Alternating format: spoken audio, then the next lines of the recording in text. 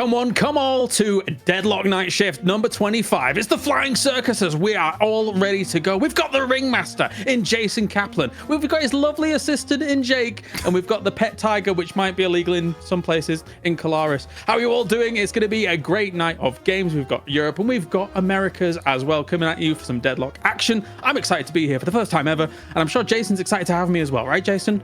Jake, who the is this guy? Get it out is this guy? Did he even introduce himself? Does anyone know who he is in the Deadlock scene? This is the legendary Kalaris. It's like he's a fixture, you know? He's just, this is like, what, number 10? We're all being mind controlled here. It's working, though. With his 5,000 euro camera, you can see every pore on his face. The absolute legend when it comes to StarCraft 2. The legend when it comes to PUBG. The legend when it comes to Heroes of the Storm. This man has casted more games than I've played in my life. It's Kalaris.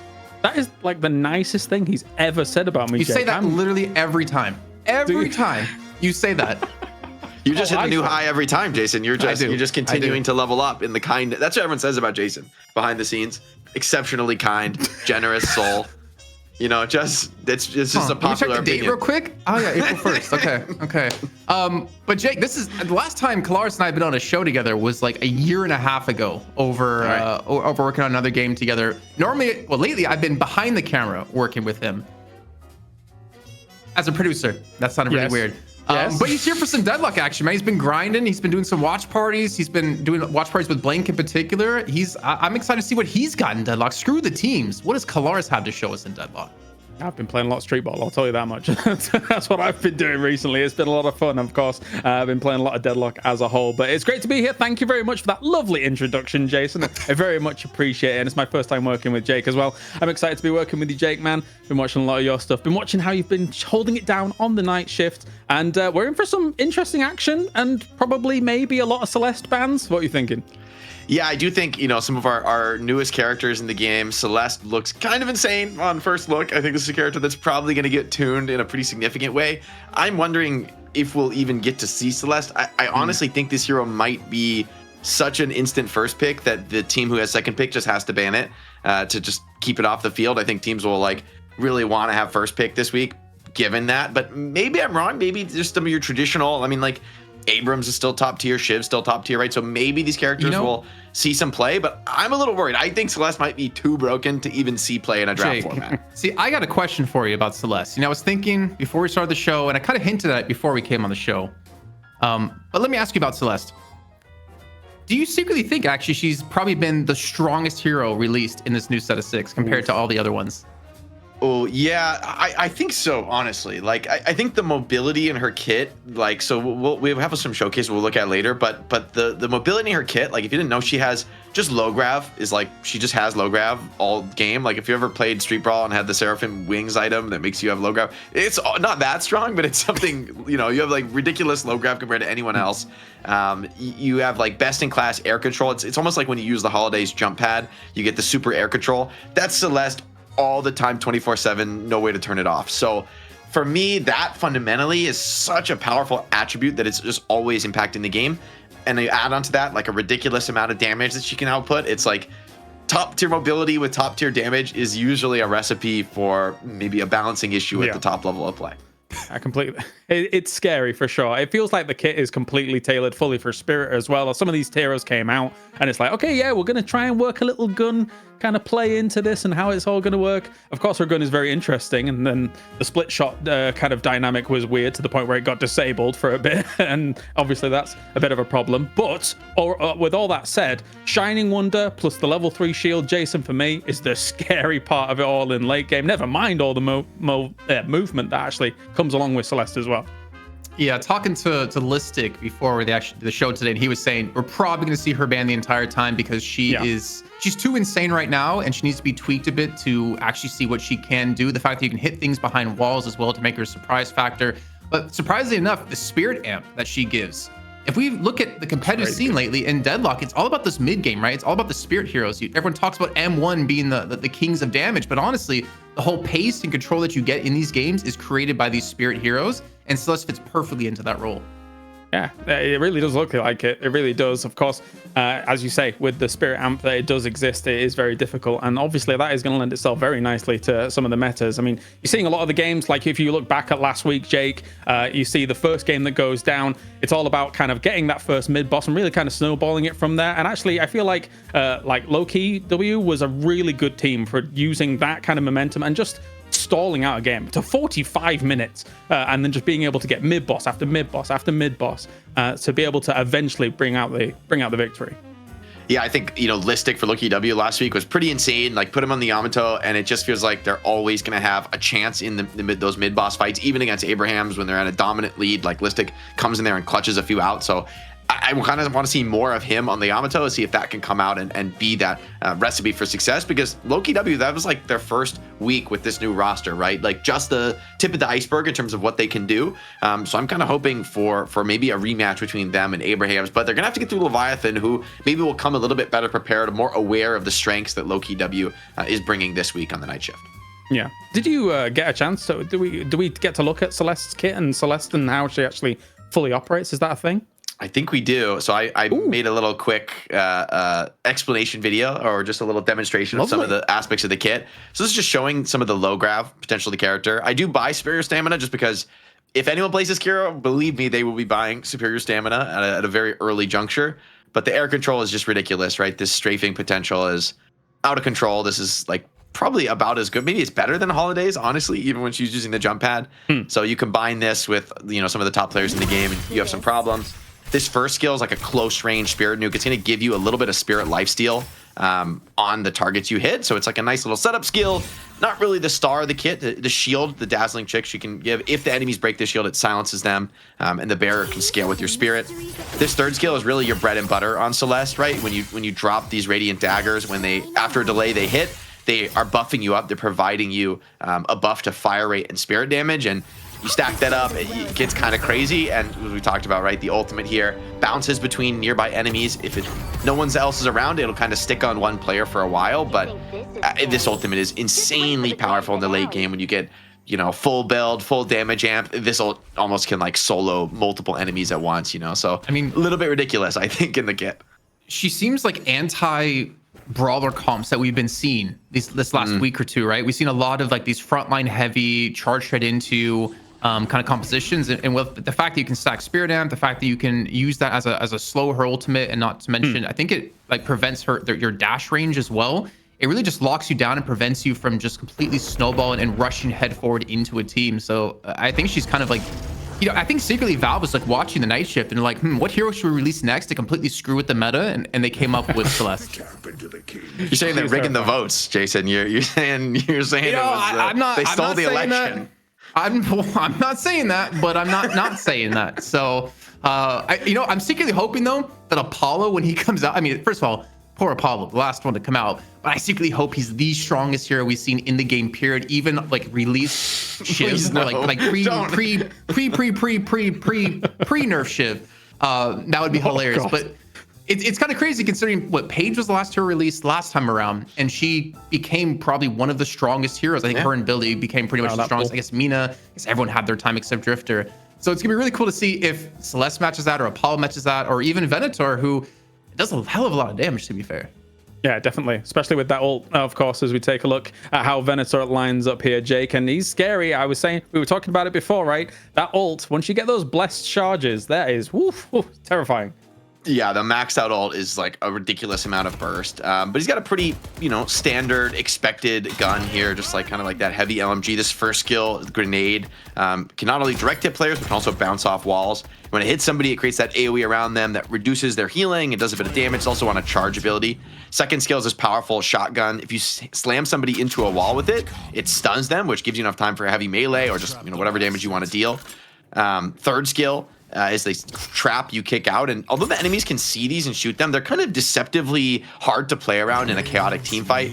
But of course, star of the show, the Iranomany. I mean, this is really why you play the Venator. As we just skipped this one. Hold on, we did. I didn't fail the movement tech. Okay, here we go. So you can like similar to the Shiv movement tech, you can kind of bounce off walls with the shotgun and go huge with a wall bounce, and then the Iranomany. When it's maxed, it has all 3 charges dealing pure damage. However, when it's not maxed, it's just going to be that 3rd shot. But really huge damage spike on the ultimate.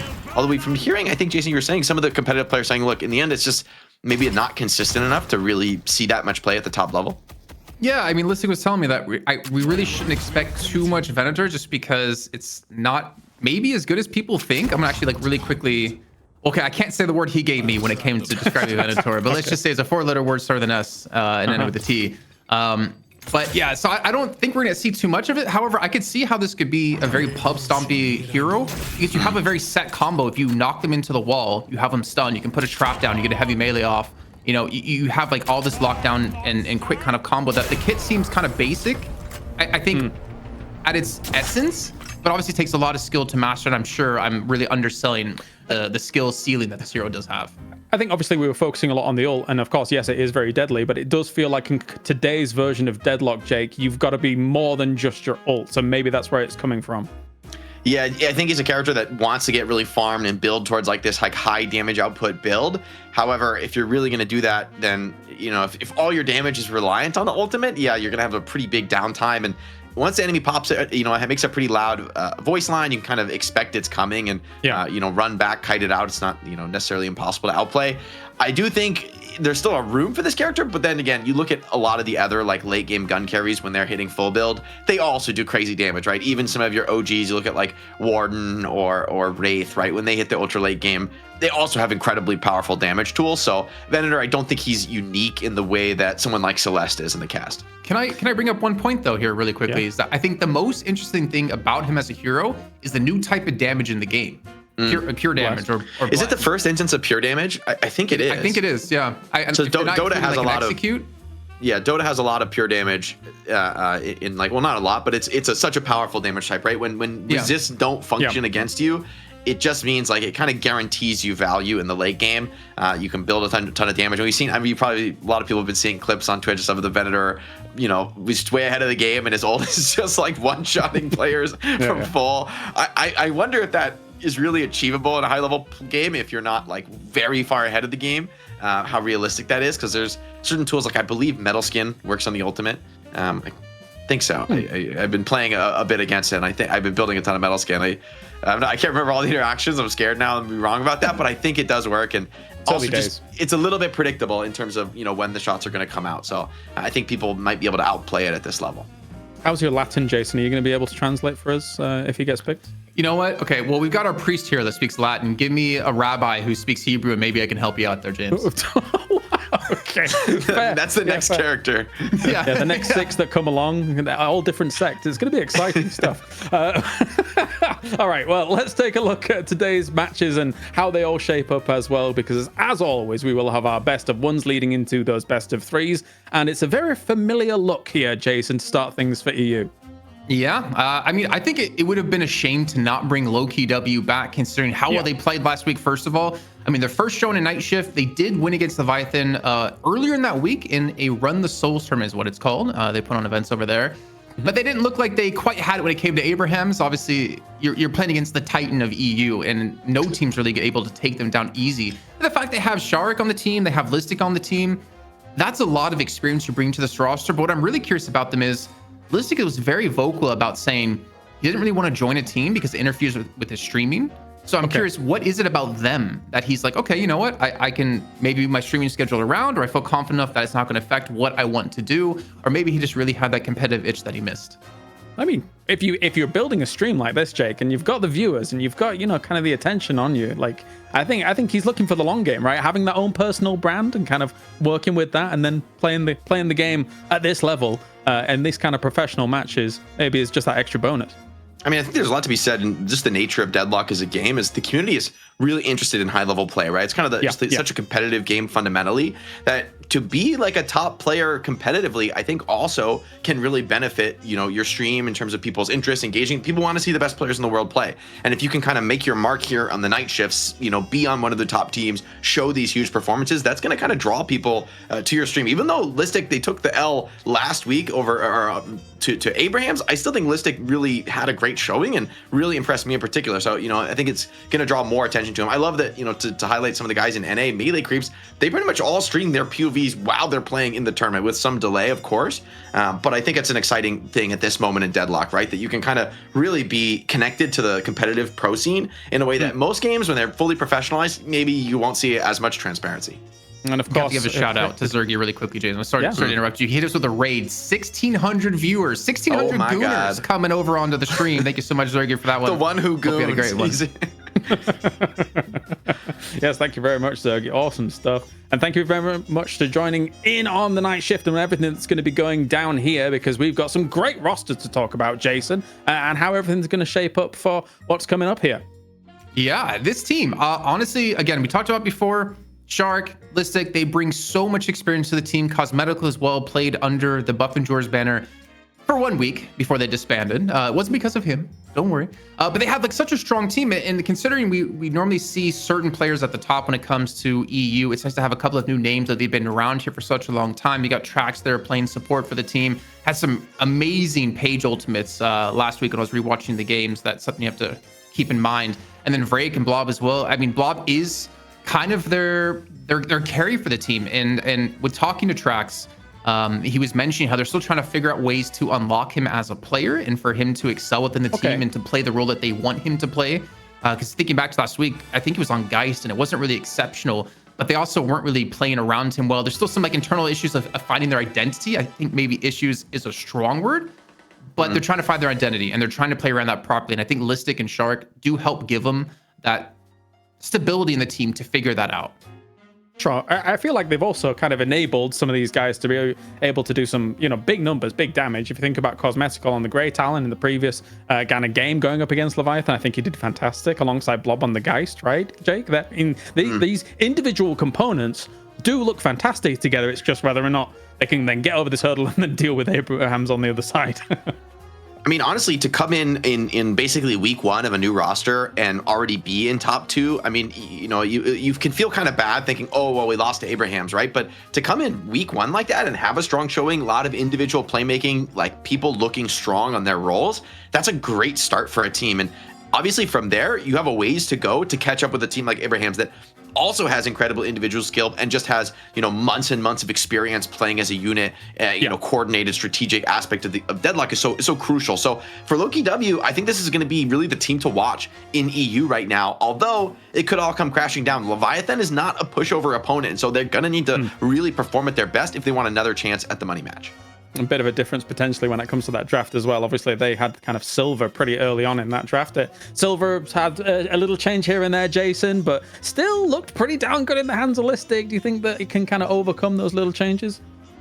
I honestly don't know. I think there's with having 4 bans total and 2 at the very start, it's so hard to ban out the really OP heroes, except if you're going for Celeste in this case. I think there's so many things that could come through, and I think we're hitting a very interesting part of Deadlock with these new 6 servers released and with only having 4 bans total. You really can't predict how the draft is properly going to go down the line, and I think it really tests the true grit of a team of how you can adapt the comp that you want to go for into what you're going to have to play based on what's being picked away from you or banned away from you. That's going to be really cool to see if we have Silver come through, if we have any of the new heroes come through at this point. Yeah, definitely. As all eyes really will be on Celeste to see if that actually does end up going through, but I doubt it. Let's take a look at the opposite roster as well in Leviathan. Of course, they have been a mainstay for a long time here, Jake, when it comes to it. Even the 2 Mo and Krills. I always find funny because for me, when I think overseas, I'm like, yeah, he's the bebop guy, but he does his bit. He's got pocket with his bodyguards here in the team shot. Yeah. I kind of vibe with it. I think sharyk has also been a really key player for this team on the initiator role. Has looked really good. Has even gone toe to toe with players like Taz, and had respectable performances there. So definitely, I have my eyes on sharyk and what Empty Dreams can bring in terms of getting a little bit more farm playing that mid game. I feel like they were maybe caught a little bit unawares after honestly having a lot of walkovers in the challenger match over the last couple months. It's really been Abrahams who's been testing them. maybe that's where all their focus is at. But I'm sure after taking that loss to Lowkey W last week in a relatively close game, they're going to come a little bit better prepared in this one. And remember, these players are very strong, right? Like, a lot of them have been top teams. Most of these players have won the night shift in the past at one time or another. And I think they're all going to be, you know, steady faces here in the competitive Deadlock scene. So I won't write Leviathan off. As exciting as Lowkey W are, I think this challenger match is actually going to be maybe one of our closest, most exciting games of the day, if last week is any bellwether. No, I totally agree, because it really felt like in the previous weeks it was really 1 and 2. Abrahams and Leviathan. Abrahams and Leviathan. Constantly. And then suddenly, Lowkey W effectively led Jason by what was some remnants of buff enjoyers, or VP if you want to call them that, whatever iteration you want to call them of it, right? Like, then that kind of shakes that up a little bit. So for Leviathan, they've probably gone away and really thought about how they're going to approach this. Sharyk, as well as that sub that was previously coming in as that full-time member on the previous week, and now has found himself a spot where clearly he's on the roster again. They must be happy with some of that performance that they saw, even after a loss, and then being able to stick together like this. It's kind of, I don't know, I think, I don't want to say it was a fluke. So last week was the first time they had played with losing Obi Kim and OCs. Yeah. And OCs and Obi Kim, I mean, Obi Kim brings the experience. OCs was a farming master and an M1 master when it came to like the trolley event we had not too long ago. So losing 2 big players like that, I could understand why you're going to lose the match in the following week, especially when you lost it over lystic stealing away Reju from you entirely on Yamato. So I think it was maybe like a slight inexperience for them. I expect this to be probably an extremely exciting match, though I'm actually leaning towards Leviathan's way in this game. Ooh, okay. How about you, Jake? Lystic made me such a believer last week in the way that they were able to even clutch up against, you know, a dominant Abrahams at times, right? Able to, you know, have decent fights, even though Abrahams was very far ahead. I think this is a team that is going to grow and maybe rise to be that next challenger to Abrahams. I'm very early on that bet, but I do think individually they've got some veterans who have some experience playing competitively. They have some newcomers who I think it's actually a valuable thing to have on your team at this moment in Deadlock, where there's tons of new players on the come up all the time. Like, you know, you imagine like a year out in the scene, we're gonna have a ton of players we've never even heard of as of today that end up rising to the top. You know, you think about, we've seen a lot of that in North America. So I think with some focus, Claris is back, with some focus and with some commitment, or maybe it's a cardboard cutout. I can hear you. I don't know what's happened. But has like an 8,000 euro PC and he can't get his camera to work. It's great. Whoa. I believe in Lowkey W. I think this is the beginning of a longer journey for them, and I think they're gonna maybe show out some stronger performance against Abrahams today. That's what I'm really rooting for, is like a more competitive money match here in Europe. Abrahams has been running away with it, frankly, for months now, and I'm ready to start rooting against them. You know, I'm ready for an underdog to rise and give them a real test. You're only ready now? I've been ready for like 2 months. Okay, come on.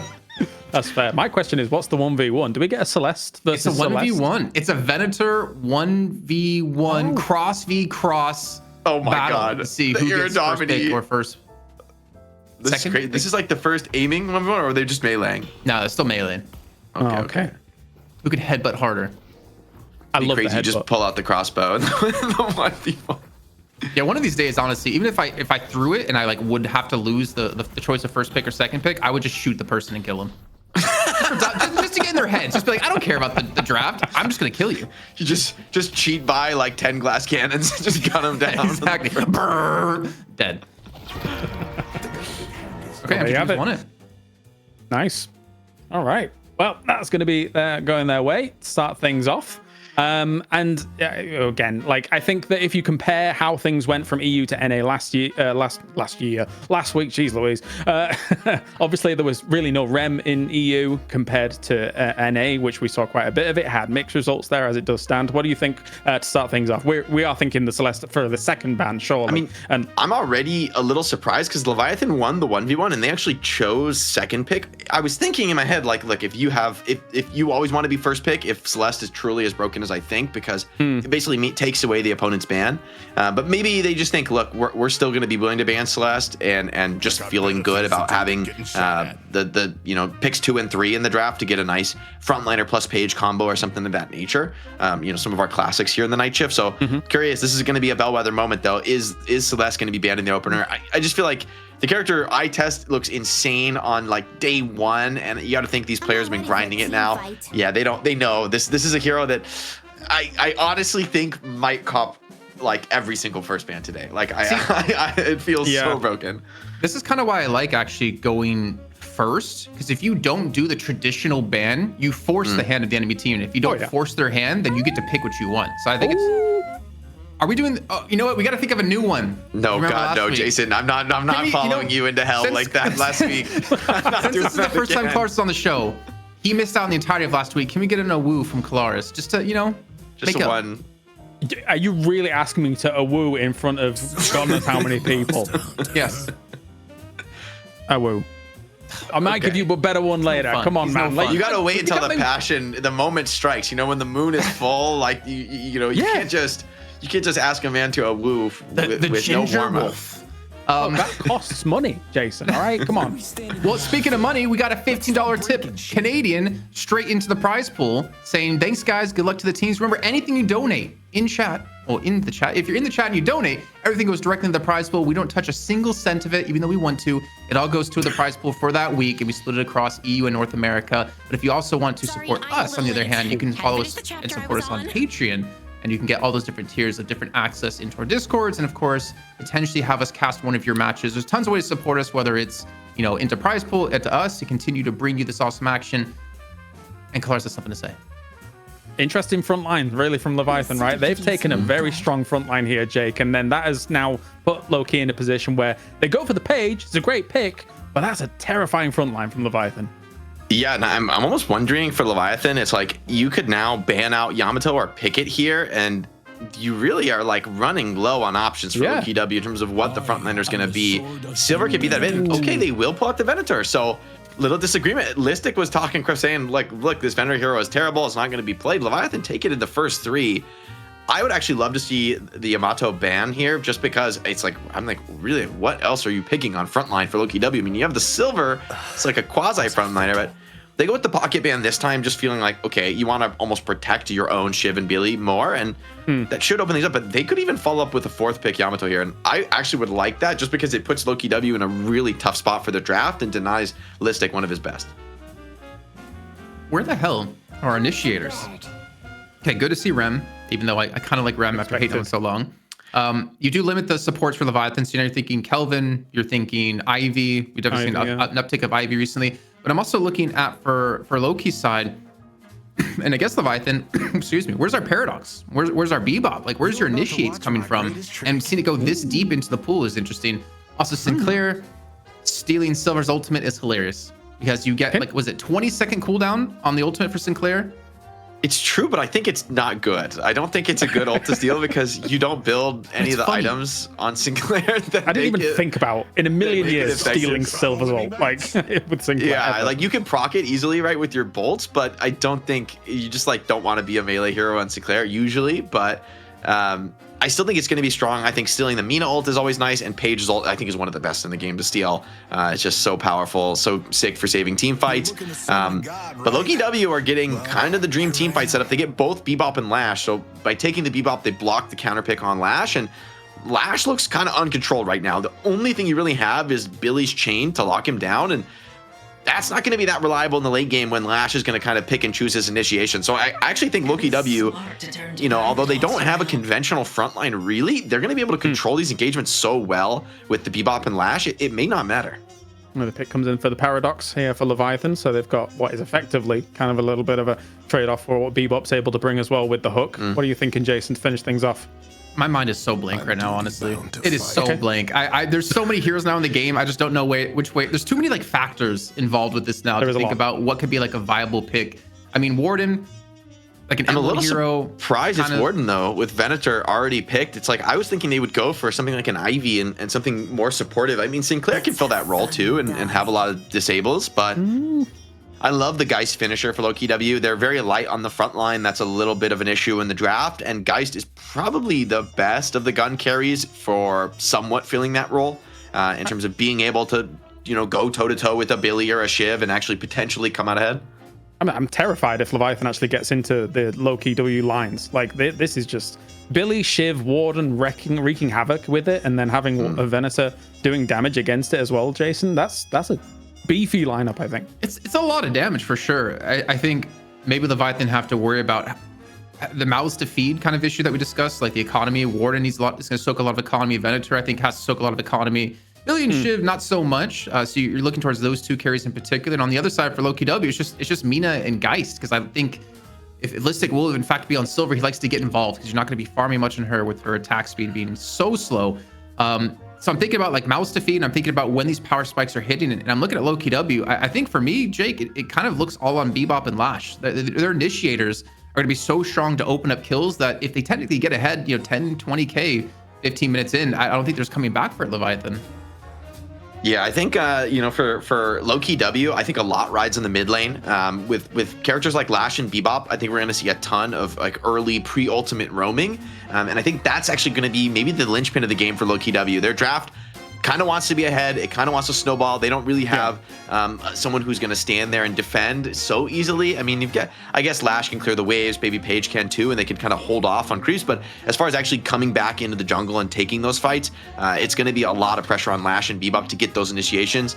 So the mid lane, the ability to dominate mid and control the rotation in the early game, I think that's going to be really what I have my eyes on for Lowkey W. Leviathan, a little bit greedy in the draft, but if they can like survive the lanes, they do have a pretty bonkers late game, right? If you know, a lot of these cores are coming online, Sinclair could be like a monster carry this game in terms of stealing things like Bebop, Lash, and Page ult. Those could be really, really potent in this one. Well, I think this is where I leave you boys to it here, Jason. So, well, let's see if Leviathan can get retribution for last week against Lowkey W. Well, before I guess we can fully do that, we got to shout out another $100 tip for petition your congressman to buff Pocket. I can get behind that.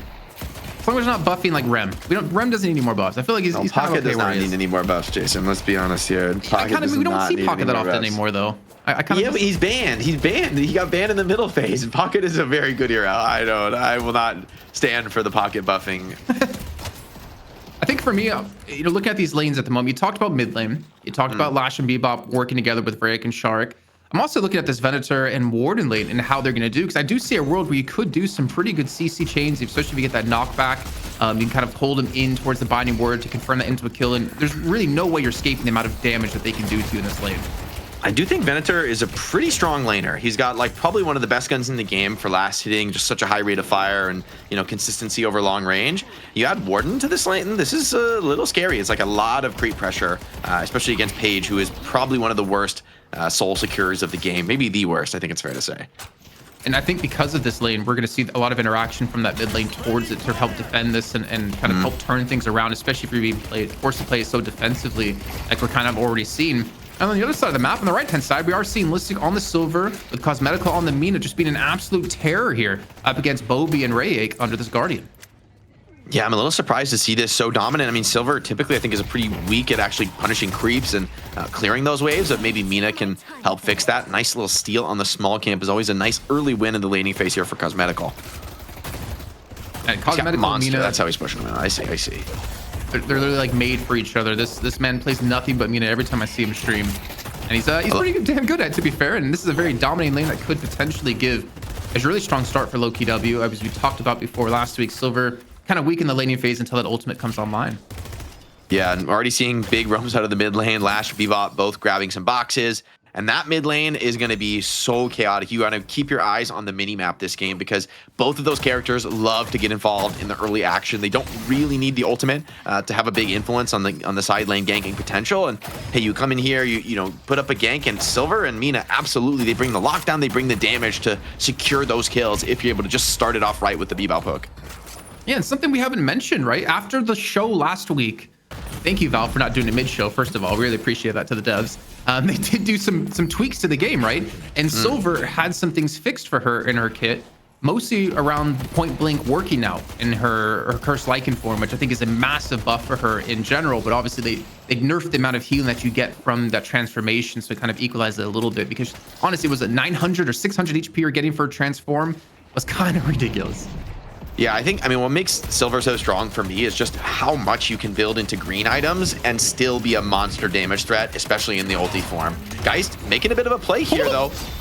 willing to take a risk. Yeah, gets pushed very deep, but that Page shield, it pays dividends, and you're not really taking proper damage onto Blob. So this lane is proving to be a little bit more difficult than maybe Warden and Venator expected to actually push things down, and still a very stable early start to the game. Pretty much everyone playing this one patiently. I think in the BO1, people are a little bit hesitant to get too crazy with the roams and really introduce that level of chaos with the threat of potentially, you know, things going wrong and you falling behind in the lanes.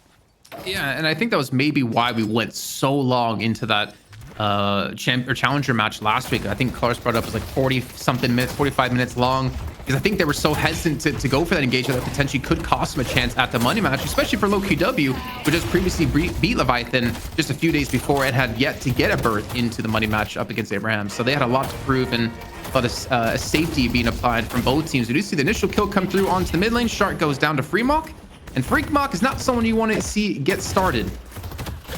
Yeah, Shiv early kills, always a nice one. A parry is good though, and that even though Ray dies, you're gonna see potentially the counterfight here from the Billy, although hold on, Billy may be going a little bit too deep. He's getting kind of juggled by both players. Great movement from lystic and Cosmetical, and they're able to get out of that one. 2 kills on the lane. Meanwhile, other side of the map, a lot of pressure coming in. Page away from the lane was greeting, trying to grab some boxes, and that could be a punish onto Geist. Yes, Empty Dreams will finish the kill, and that's gonna be Guardian going down as well. Page roams toward the mid, maybe trying to put some pressure on, maybe trying to grab boxes, and it's a very heavy punish onto the Geist. No knockback just yet, so they're just going to take the kill and the Guardian back away. In the meantime, the mid lane is one that's really struggling for Lowkey W, as they have had some decent success in the right-hand side. So a pretty strong start for Leviathan, getting up 3K. Already have the buff spawning, not quite sure who grabbed all of them, though casting on Freemok is going to be extremely annoying for their opponents, and that Death Slam, the first one of the game, not going to connect onto anyone. That's tough. That was a kill you really wanted to find on the Shiv, who's kind of starting the snowball, and he almost dodges that on accident, right? Dashing into the corner and just happens to be away from you. That's going to be a sad one for sharyk. Would have loved to find that kill. A little bit of an interesting pause timing here. A little bit of a melee battle on the high ground. Do you melee here? Do you to melee or to parry? That is the question, Jason. Well, as we saw last week, for me, you melee and you get parried. So, yeah, thank you so much for that, Blink. I think that was last week. Was that 2 weeks ago? I don't remember. They kind of all blend together in my head. I think neither of them are going to melee or parry, and I don't think they did. Do you want to hear something interesting, though, that I find very interesting for a certain player in Lowkey W in particular?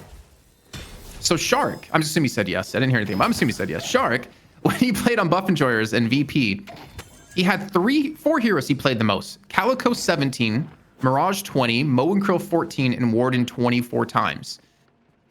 The interesting thing about that is that we're seeing now in Lowkey W, sharyk get to flex to some other heroes and to not flex into that, okay, I'll play Mo every game because we need a combo bot. I want to see what he can do as a player in general, because I feel like within that Buff Enjoyers camp, even though they did have such great success, we didn't really see him as a player and what he could do. Little Bebop laser over the top here. For now, it's going to be Vrake's roam to clear some space and potentially open up this right side Guardian. This frees up Mina and Silver to both get active in roam. I wonder who's going to stick in the side lane, who's going to look to be a little bit more aggressive in the early game. Looks like for now it'll be Mina farming it up, and Silver coming towards the mid, maybe looking to get into a fight. This Lycan form off cooldown. Bebop and Lash here too. You know, one catch could turn into an opened tier 1 tower. RNG, thanks for the $50 tip, opening up that prize pool as well. And Shiv in the sights, half HP on Freemok. I think he does have a spirit buff there, so has a lot of counter damage, and the hook goes wide. Doesn't stop the push from coming through, though. They've actually even called for some reinforcements this middle lane. You can see, was that 3 players in Lowkey W? I think that's going to be 4 on the other side. Actually, it might be 4 apiece between both these two Everybody's teams. running. Running away from the Venator. Swap comes in, catches out onto tracks. He's looking to escape. And he's going back to his own territory, but not to safety. As Overseas cleans up that kill. And the Leviathan now have sported a 3 to 4K lead. Yeah, a lot of resources being brought to bear in the mid lane. I think this has become kind of a key staple of high-level Deadlock, is controlling that mid-tower advantage. So neither team is willing to let that mid-Guardian go down. It provides a crucial, relevant shop to keep people on the map and itemized. And at the same time, it's a key position to have your zip line so that you can actually get to these fights a little bit more quickly. So both teams investing a lot in that defense. A big parry, though, in the sewer. Freemok looks like also got parried. lystic, 1 HP. Could be going down here and is likely being hunted. Yeah, and a nice cheeky little parry there from Ray. Smelled that desperation on lystic.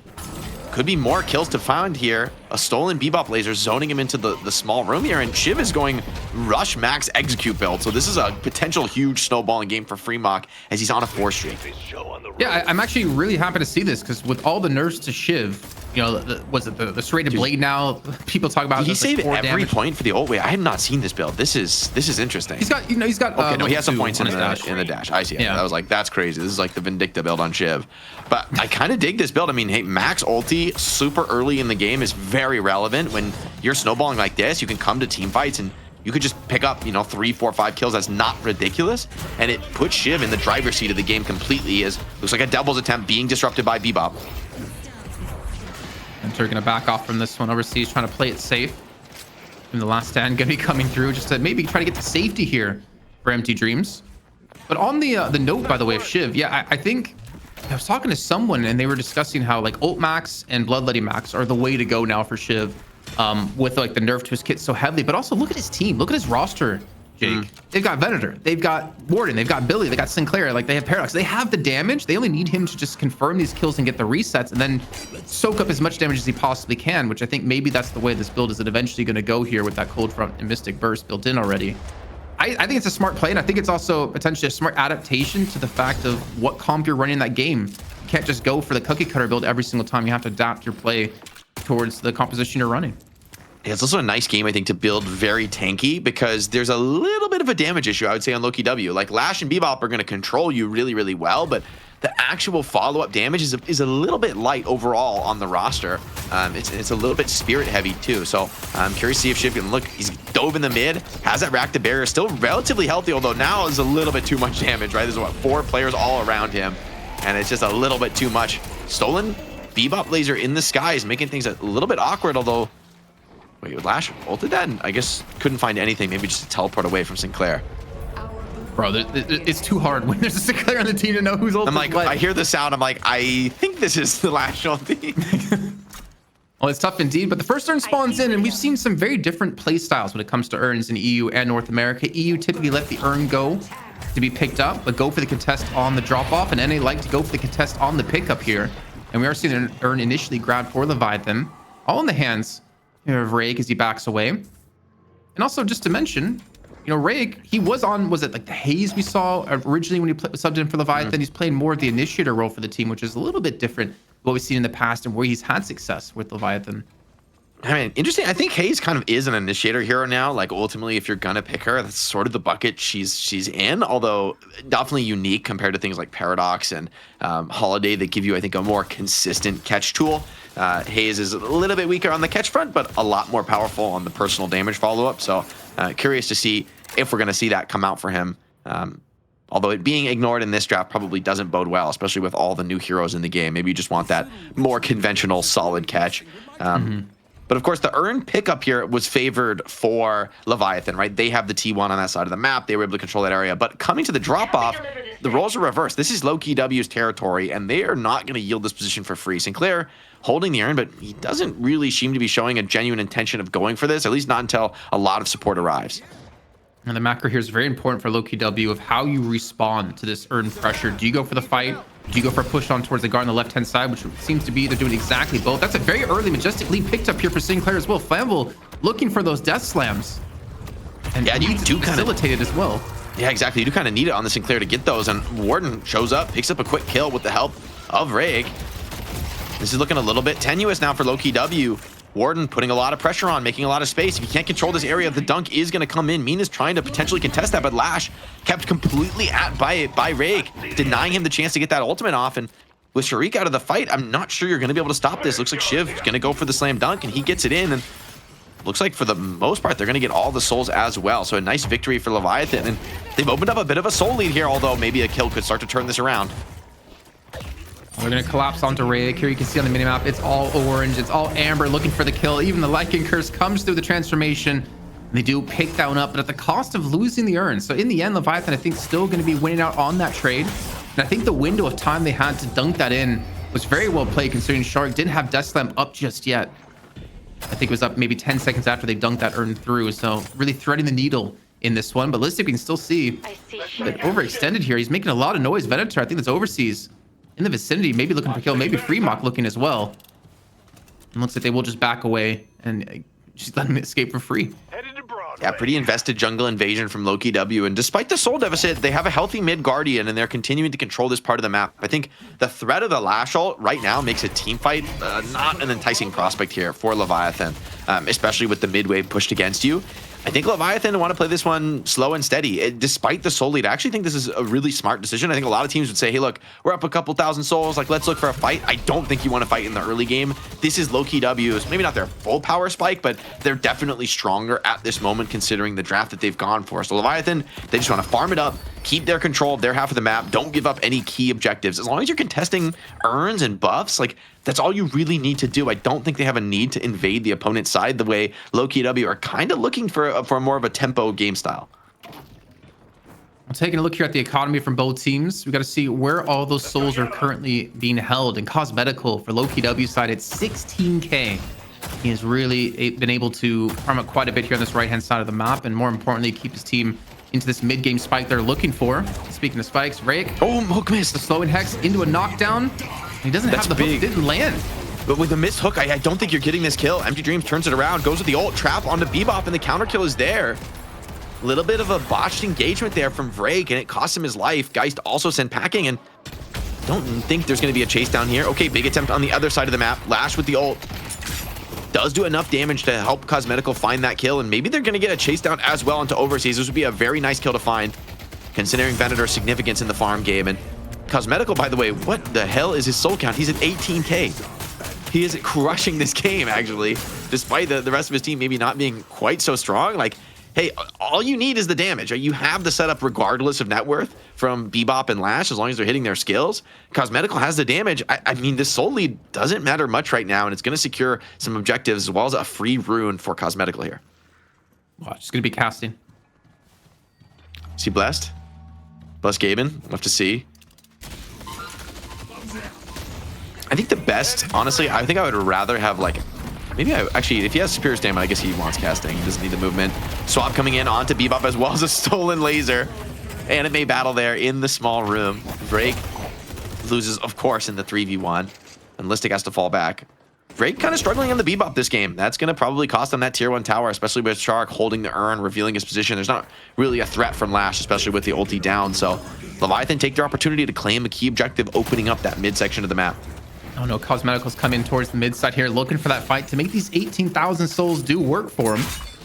Again, still not sure what buff he's gotten. I get a little bit blue balled by our observers. Eventually we'll see it, I hope, as the urn is in the hands of Trax. In the meantime, we're seeing the Guardian on the right-hand side being taken down, so no Guardians remaining for either team anymore. But with Bobby showing his position on the right-hand side, it means they know they're a man down to go for the contest on the urn, and they're going to be sending Cosmetical there to deal with them. Shout out October Wow, gifting a sub to a breedable femboy. Appreciate that. This is just a stand-up key member of the community there. It's really good to see that kind of support. Breedable femboy? I'm not going to make any further comments. Oh, but also we had a donation, double cream puff deluxe, $50 for hashtag buff Yamato. I don't think we need that. I don't think anyone wants that. Also, big dive. Lystic getting on top of them, and I don't think you can fight this Lycan solo with that, powerful Hunter's aura. More kills potentially to be found here. Some damage found, and yeah, that's going to be a cleanup onto Rayek. Doesn't have the ult max yet for the extended duration, but I mean, those are key kills to feed towards Silver, who, like we talked about, is pretty weak when it comes to farming the jungle. But hey, farm kills, farm heroes, you can get up to a pretty ridiculous snowball game. Can be that kind of monster late game carry because you're so hard to shut down with the tankiness. And already that flips the soul advantage now. So Lystic, a couple of key fights, being able to win, Cosmetical, getting farmed up, and a little bit of self-sacrifice for Bebop and Lash, but I don't think they need souls on these characters this game. As long as they're getting like decent value ultimates, decent setups for the team fight, that's really all the job that they need to do. I think Cosmetical and Lystic are going to be happy about that too, because that means, well, I guess Blob as well. It gives them the extra farm towards their side to be even more impactful and more of a threat. I mean, you compare the 3 carries, let's just go 2 carries, Cosmetical and Blob, up against their counterparts of Empty Dreams at 20k and Overseas at 13k. There's clearly like a 7k lead in favor of Lowkey W when it comes to those initial carries, but Leviathan, of course, do have that extra damage on their side. And Freemok, he's 4-1-3, but his soul count hasn't really risen much higher than it was before earlier on, as he goes for a very early Torment Pulse and a counter spell on top.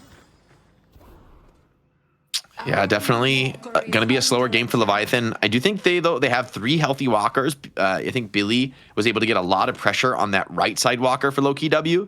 That could be easily followed up if ever there's like a macro lapse from the opponent. As October, wow, just keeping it up with the wonderful community support.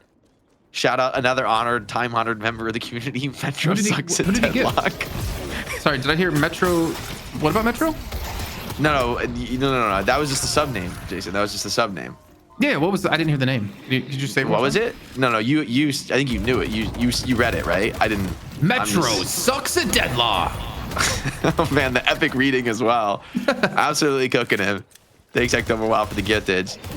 Little skirmish here. No blood found from that, but Bobby does die on the side. Wait, was that a zip knock? Uh-oh. Geist getting a little bit too tricky. And the counter spell from Shiv. Remock styles on him. Counter spells the Geist ult and the zip knock. Remock stands tall right now. They're looking to shut him down and get a kill on him, but this is a cheeky Shiv. Stops by for a little spirit armor in the shop. Maybe Rayek is going to be going down. Looks like a stolen Lash ulti. Now the real Lash ulti. See if I can keep up with the audio cues in this one. Page ult as well comes in, rallying charge. Leviathan getting low. Freemock needs to get out of this one. I think he's already dead. Yeah, the bloodletting finishes him off with the help of a little push from Trax. And that's a very impactful kill to find onto the Geist, but to lose your snowballing Shiv right after may not be worth it, especially as more players now being chased down by Cosmetical, who's running rampant. Like, you know, you get caught into these fights, like there's no backing out against the Lash and the Bebop and the Mina. They will catch you. You need to finish what you start or you're going to end up in a really rough spot. And doesn't get rougher than this, man. A 19-minute mid boss could be brutal. Leviathan, I think they have to contest this. Here comes Billy, though. Big chain setting up for a massive Warden ult. Empty Dreams coming in, getting a huge spread of damage across the field here. Lystic incredibly low. Needs to proc that Lycan transformation just to stay alive into this one. Remember, no Geist swap. They're calling this one out. Warden just gambling, out DPSing here in this 1v1 fight. Geist is going to drop Lystic into the wolf form, but don't think he can do much here in a 2v6.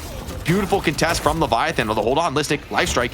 He's still interested in this one, still looking to maybe find a trade onto this Warden, but there's a lot of lockdown behind the Warden. The shields come in as well, and despite the tankiness, in the end, it's a rout for Lowkey W. Leviathan cleaning house, saying, no, you did not earn yourself a mid, boss. You got to do a little bit better than that.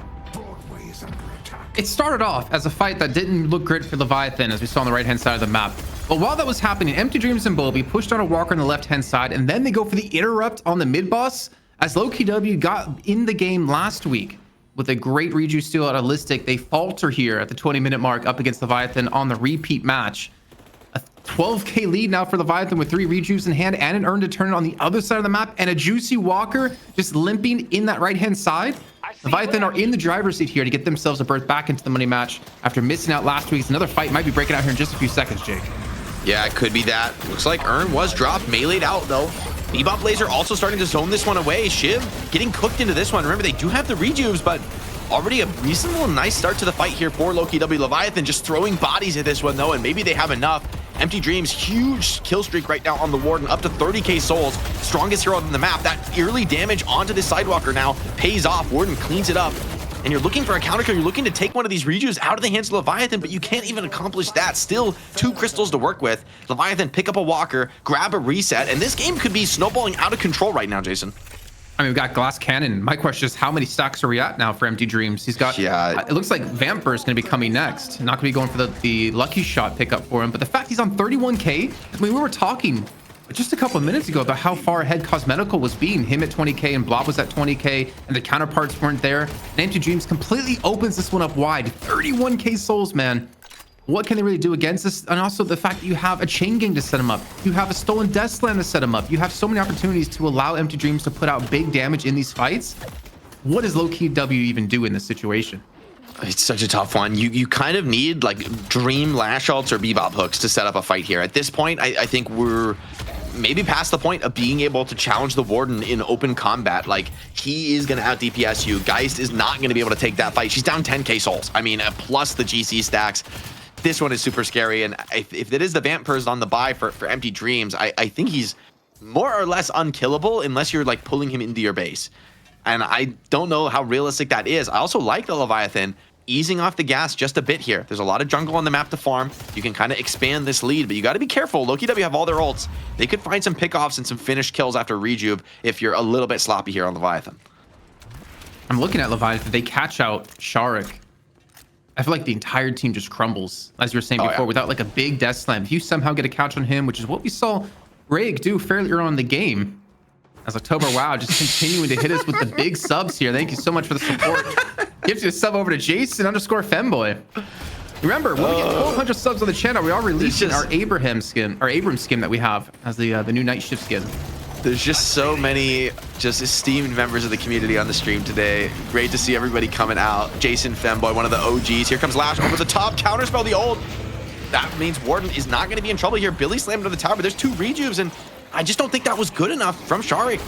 It looked good. It looked like you're going to be able to catch Warden, but he went with the counterspell buy instead of that Vamp Burst. And wait, this must be bugged, right? He has Glass Cannon. So Warden just cleaning house right now on Leviathan. And he has an easy mid-block. He does have Vamp in GC. I was like, look at his item, like, did he delete his items?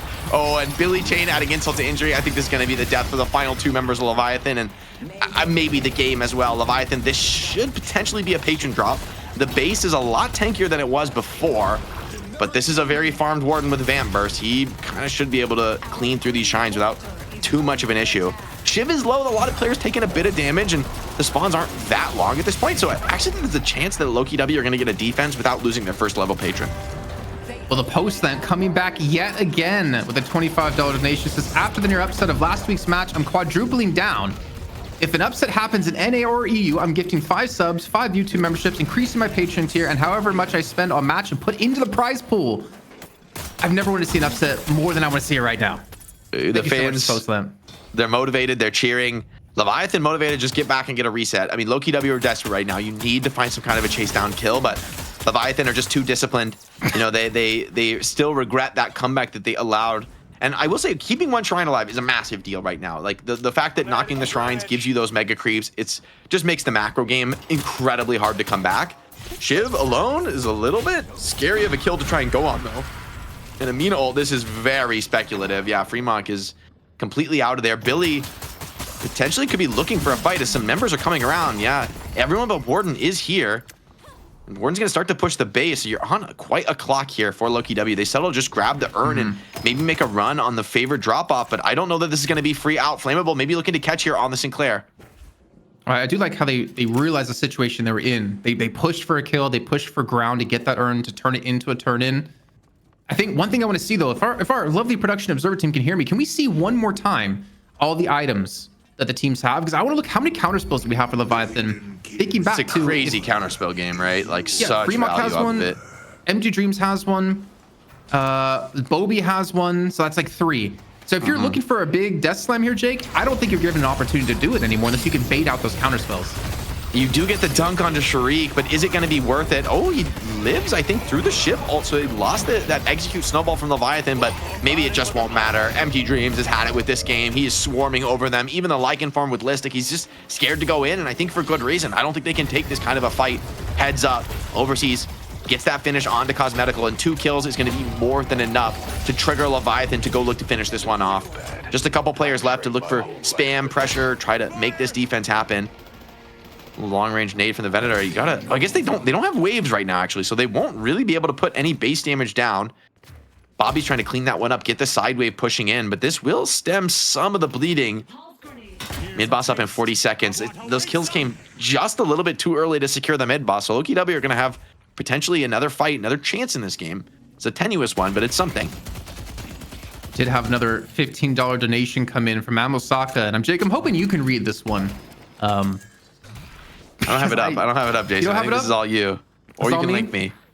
You know, I'll just do it since we got to talk about the game. Yo, I'm going to need that femboy guy to hit me up. It's going to cost you a lot more than 15 bucks. I'll tell you that, Amasaka. But I think all the players appreciate your donation here into the prize pool. It's cool stuff from the community support here. Everyone coming up huge. Bro, double cream puff again with another 50. Says another hashtag buff Yamato. Oh my god, the Yamato really needs a buff. Yeah, okay, come on now. Let's be serious. Let's be 100% for real right now. Well, it seems like we're gonna have a big bout break out here. Mid boss is up as well, so honestly, Leviathan don't need to win this fight. Lowkey W, they need to. And lystic, he's gonna fall to free mock. He's got his ult back up and online and ready to go. Cosmetical in the air, just trying to fly away with her bats. And she does get far enough away to avoid the front line here out of Leviathan, but with that kill coming through, it could just be go time here to take this mid boss.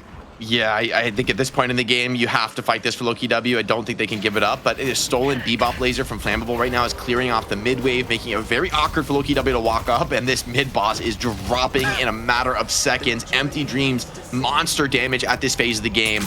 And a Warden ult to add insult to injury. No, they immobilize on the Lash. He can't even get in. Lash ult, though, hold on. It picks people up off the rejuve. Only one is claimed so far, but 2 and 3 go to Leviathan, and that will be the game almost certainly. Lowkey W dropping like flies. Leviathan lose 1 rejuve, but they have so much room to play with right now in this match. Well, Bobby is low, so is Overseas, so there's a world they could lose their last 2 remaining rejuves, but honestly, with Empty Dreams at 43,000 souls, I don't think you're going to take him down. And okay, well, I can't read all of these donations coming through as Leviathan clean things up themselves. Double cream buff deluxe with another 50 and another 50 on top of that. First one says #balls, and the second one, I think I could say it. I'll trust myself. Some mo balls. Just what it means? I mean, the community is just, they're on fire today, Jason. They're on the momentum streak is incredible. This is just match 1, you guys. So if you're just joining us, your first time here watching the night shift, this is match 1. We're going to have a BO1 for the challenger. It looks like it'll be Leviathan going on to face Abrahams in a best of 3 money match. And then we do it all again in North America.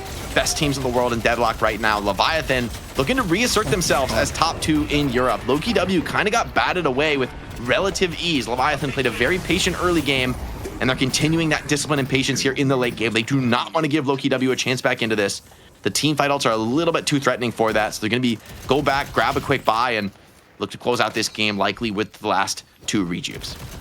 Yeah, I think this goes back to what we discussed before, being very smart and being very careful in a best of 1 to not mess things up, especially what happened last week. I mean, it's a 40k difference and you have a 44k Empty Dreams. You should realistically not be losing this, but I respect the chill out of them. Bro, Warden is 9-0 and 16. This one may already be over on Warden's screen. I mean, you have to like disable and full kill this Warden.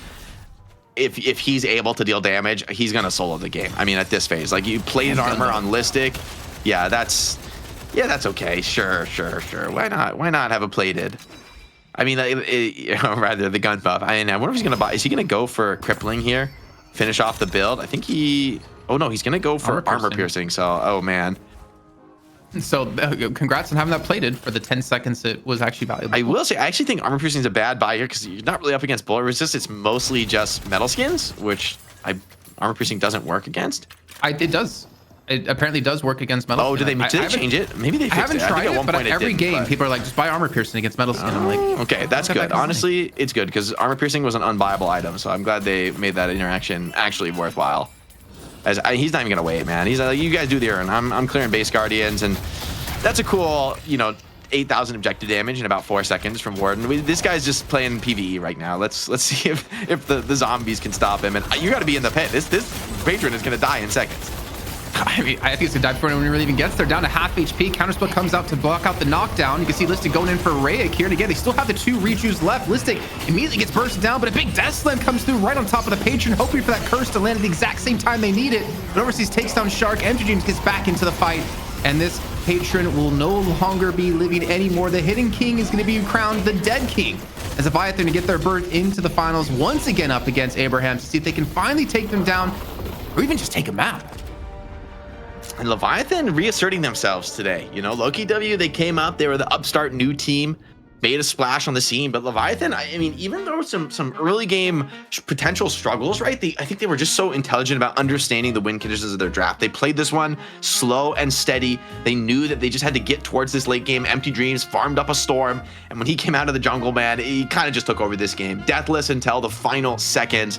I mean, this is the dream Warden game. Exactly what you need to see from a top tier carry, and something he's going to need to repeat if they want to go up against somebody like Sonya Sniper on Abrahams, who's been the standard bearer really for carry play in Europe.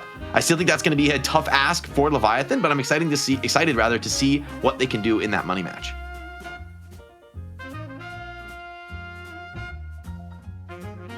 Let's wait to see if our host is here. The Jin. Aha! Okay, yes. I thought you were going to welcome me back on. Thank you very much. So what a game coming in from Leviathan, especially Empty Dreams here, looking unbelievable. It felt like the meat was too strong here coming in from Leviathan with how beefy they were here, Jason, to get this game rolling in their favor and the retribution for them after last week. Have you been R&D'ing any new sounds? Because I'm just hoping we can debut one of these. Oh, no, not recently. Not the last one took 6 months, Jason. It's difficult to come up with new sounds. Come on. You got time to work on it here as we break this one down a lot in this game. I mean, if you think about how it started, right? We talked about the mid lane being kind of important for Lowkey W with sharyk and with Rick having the Lash Bebop together, being able to flex out to these side lanes to interact and help facilitate some kills. But Fremont really shut things down early on in the game. And I think he kind of bought some time for Empty Dreams to get to the point he eventually got to be that carry for the team. It was almost effectively a distraction shiv here for the moment. I mean, those 4 kills that he got initially, kind of setting him on fire to start things off. You don't want him snowballing. So much attention being on that, Jake, allowing the freedom elsewhere, as Jason is saying, I think was fantastic here to see that comeback from Leviathan from what we saw last week. Yeah, and I think we just didn't get the tempo early game that I was talking about with that Lash and Bebop. They just didn't have the early enough strength in the game. They had some rotations, but none of them seemed to really pay off in a big way. And I think that kind of hindered them this game. I also think this was a really great understanding of the state of the game from Leviathan.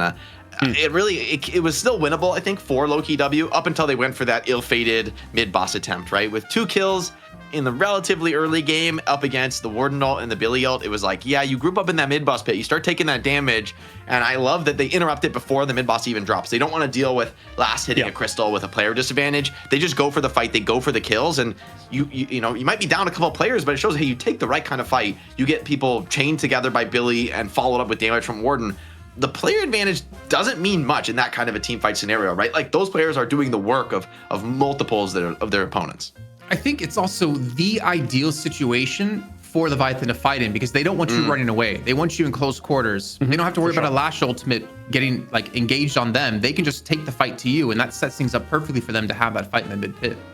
Yeah, it felt like Lowkey's comp, in my opinion, felt just more technical, whereas Leviathan's was brute force. And as you're saying, Jason, for Leviathan to just come in and kind of steamroll that, the Billy ult opening it up to begin things off, as Jake is mentioning, being so instrumental in causing so much disarray, so much chaos in kind of those moments. And I mean, even towards the later stages of the game, Jason, when mid-boss is so pivotal, when the rejuves are so pivotal, Leviathan's so far ahead that they were like, okay, yeah, Lash ult's up, yeah, but we don't even care, man. Like, we're going to be able to take this mid-boss anyway, even though the fight comes in. Bebop ults for the hyper beam.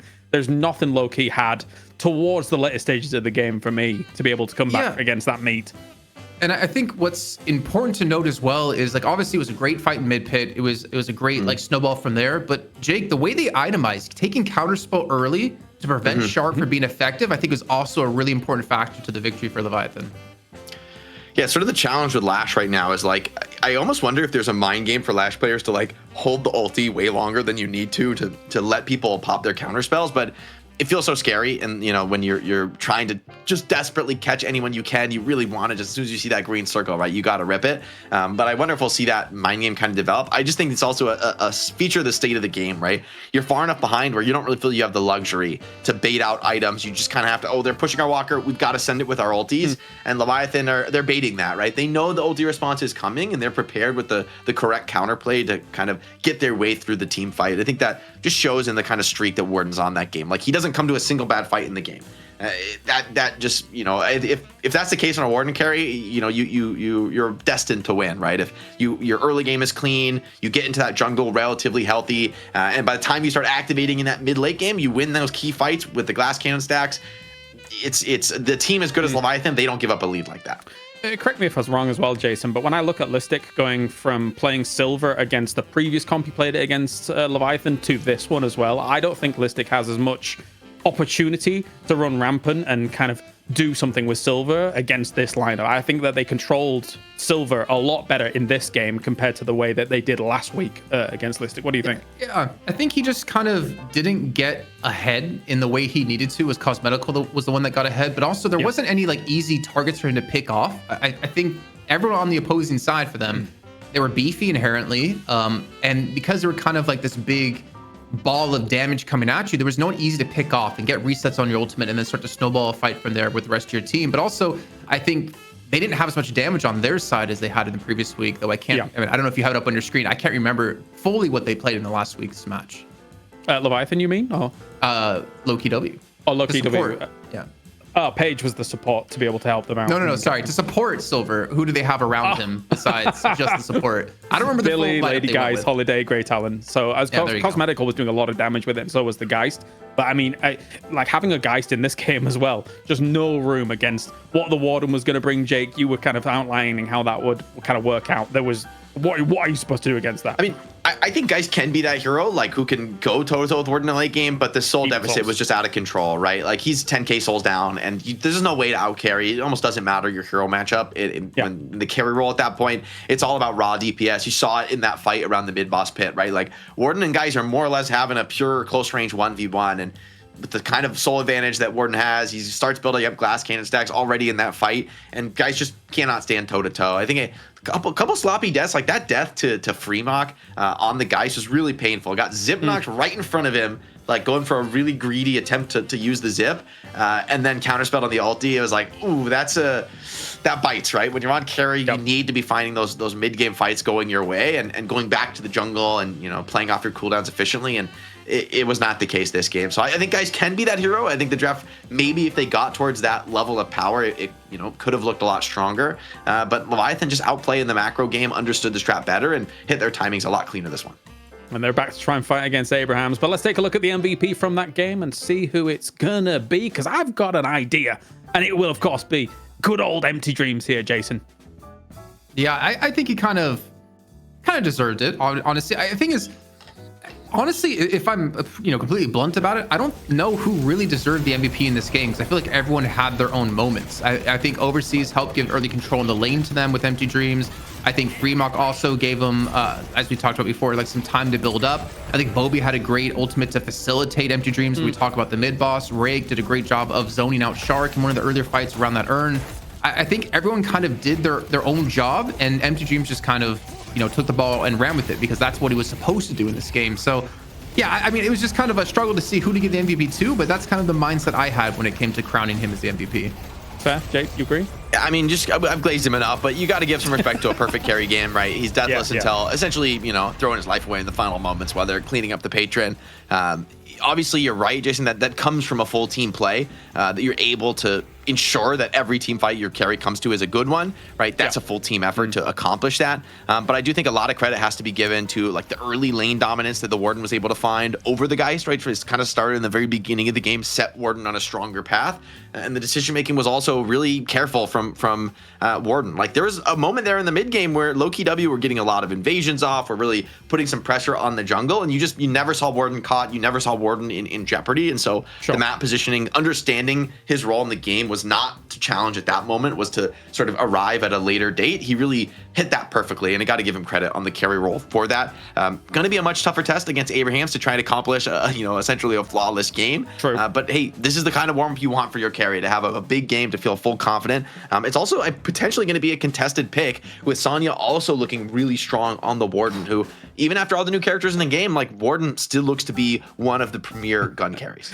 Top damage, top objective damage, top healing as well on the Warden. Brutal stuff coming out. And Jason, actually, I want to do this donation that we got coming in before, because this is a nice family-friendly one for me to read. This is literally your brand written all over it. I wouldn't be surprised if you're the one that donated this. What do you mean? I'm not Quimby Jr. Go on, all right. Say it. Quimby Jr. donates $25. Normal, well-adjusted, non-horny donation comment. Did I make that a bit weird? No, not at all. Not at all. Truly an upstanding member of the community. Read fanfic on air for like a donation, or it was like a sub or something like that. So I think that was very normal. Okay, yeah, I appreciate that one. And Masaka, of course, dropping the sub as well as this was all going on. So those are the numbers on your screen, as, of course, we do see Leviathan get their opportunity to take on Abrams once again. Of course, Jason, we're fully aware of that previous match result from Night Shift. It's not very much so in favor of Leviathan, fair to say, but we're going to see if they can put up a good fight, a good scrap.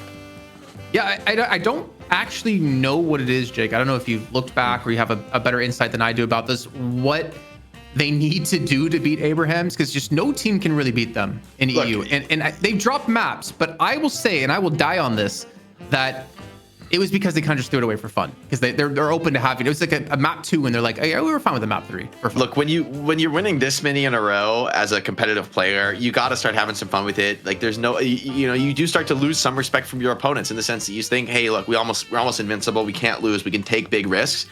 And there's a way in which that even makes you a stronger opponent, where everyone's having fun. The vibes are peak. And honestly, that's the scariest team to go up against, because they can let something roll off their back, no problem. They take a bad team fight, it's whatever. They're going to come back into the next one and play just as hard and look for those fights just as well. Even when the game isn't really looking good for them, they're not going to be feeling that kind of pressure. The way you have to capitalize on it is just play a cleaner game, be a stronger team. But look, Abraham's are the best team in Europe right now. There's a real argument they could be the best team in the world. Mm-hmm. This is, any win against them is a huge overperformance. I don't think there's any recipe that's getting you this one reliably. So play a cleaner game and be better than them. That's the simple steps. My point is, there's no answer. There is no answer to your question, right? If it was so simple, someone would have done it already. Like, they've got best in class players, arguably on every role, and they're one of our most experienced teams here on the night shift. Is no question. This is the premier team in the region. Channel your inner buff enjoyers that were able to take games off them in the past, and see if you can get it done here, Jason. That's what I'm hearing as well. Like, try something. Yep. Before we go to break, though, I got to give out. I want to do this one, because you talking about yourself would just be weird. So, Chrisana14 coming back again for another week. Again, $25 go directly into their prize pool. The players, we don't touch it. You guys can do exclamation point donate in chat if you want to see or feed into this. Hype to see Kalaris. Always enjoyed you casting StarCraft 2. Oh, I'm so happy. No, thank you very much for that. That's very lovely. But yes, keep donating, because as he says, it goes to the prize pool for the players. We want to see these guys get rich. I think that's fair to say here for Deadlock, and maybe Jason too. He could, give it. No, anyway, right. It's time for a break, guys. I hear. So we're gonna go to that, Jason, and when we return, we have got Abraham's going up against Leviathan here in the best of 3 to see who wins it out for Europe.